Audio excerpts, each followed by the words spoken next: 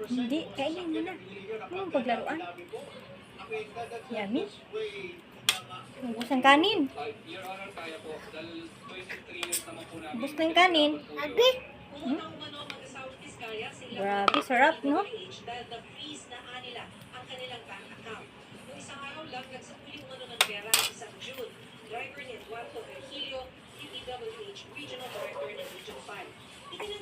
Baka birigal, siga pong sabaw. Oo. Siga pong sabaw. Minas. Na-freeze ng bangko ang mga account namin kahit wala pang court order ng AMLA. Kung naramdaman niya na sasalita na ako. Wala na sabaw. Ilang? 25% plus Okay. parking fee. Ilang pa nga. Maliban kay Virgilio, nasa pagdinig din si dating DPWH District Engineer Henry Alcantara. Pareho nilang itinanggi. Rice ka pa, rice? Vizcaya. Hindi na. Ubusin mo na to.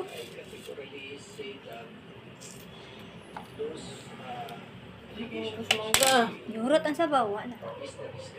Mga very good. Yurot ang sabaw. Kain sa sibuyas. Unas. Unas. Unas. Ang tanong, maging stainless ang pagkasama ng Vizcaya. Pwede, sabi ni Justice Secretary Ms. Remulla, Masahin mo na kung kapag ang lawas na. mapatunayan na hindi sila ang most guilty. Pagod kikita. Ang sakit mo sa loob-uban ba? Alam mo ng lasag. Exercise. Exercise. Manggug ka. Welcome. Bibi daw. Try mo daw. Try. Try daw. Try daw. Try. Try. Thank you. Tamis. Tamis.